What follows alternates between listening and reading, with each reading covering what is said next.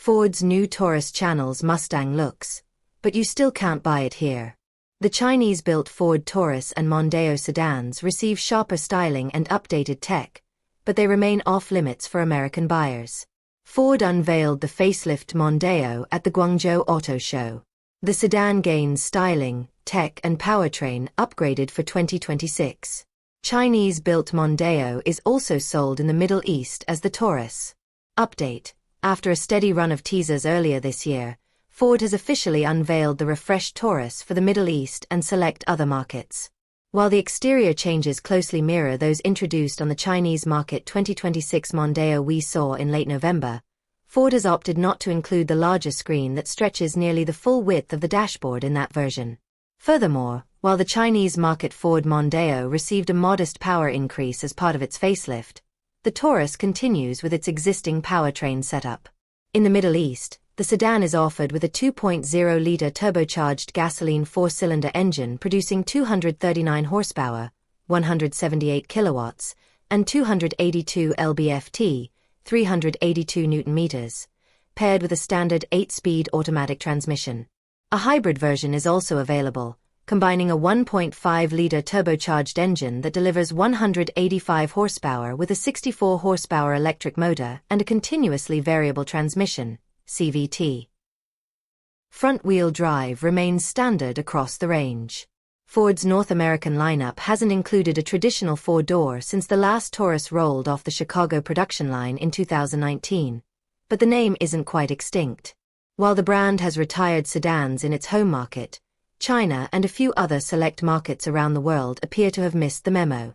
The Mondeo that was introduced in China in 2022 is getting a mid-life cycle update bringing crispier styling, new software, and slightly more powerful engines. Those updates will soon be mirrored by the Taurus that is offered in the Middle East. The most notable visual updates are focused on the front and rear ends. The new headlights are shaped more cleanly and framed by contemporary LED graphics, lending it a stronger resemblance to a four-door Mustang. The fresh lighting units flank a broader grille connected to a sportier lower bumper intake.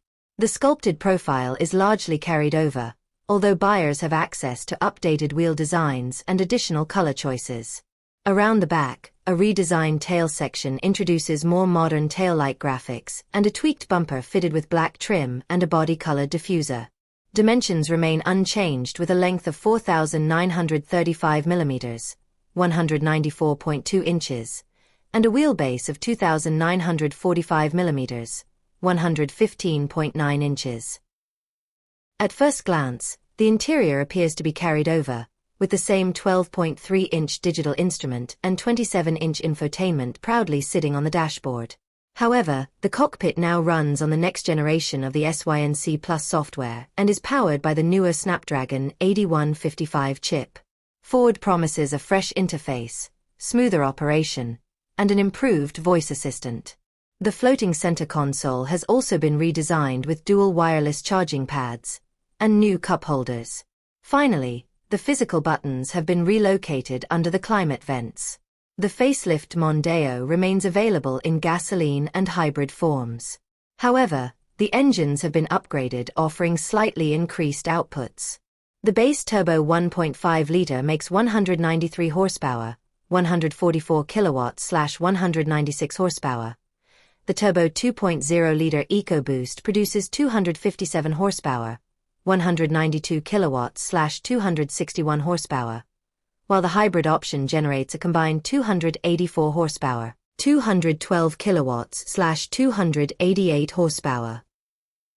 All of the Mondeo trims are FWD, with the gasoline using an 8-speed auto and the hybrid employing a CVT. The updated Mondeo is manufactured in China by the Chang'an Ford joint venture. Pricing will be announced soon. For now, it remains unclear whether Ford will extend the same updates to the Mondeo Sport, the mechanically related 5-door crossover fastback formerly known as the Evos. Earlier teasers have also shown the facelift Taurus for the Middle East, distinguished mainly by different badging at the rear and smaller screens inside.